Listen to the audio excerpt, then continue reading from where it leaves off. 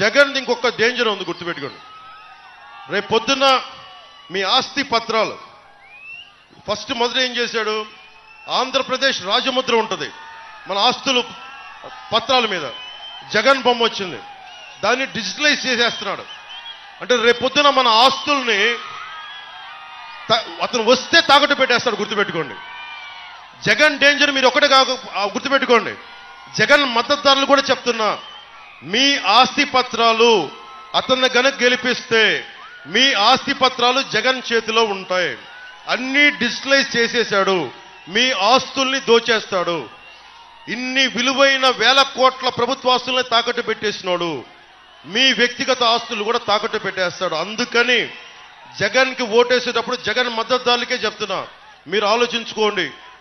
మావాడు అని చెప్పి భుజాల మీద ఎక్కించుకుంటే ఏం చేశాడు మీకు అర్థమైంది కదా. ఉన్న వాళ్ళందరినీ తన్ని తగలేశాడు.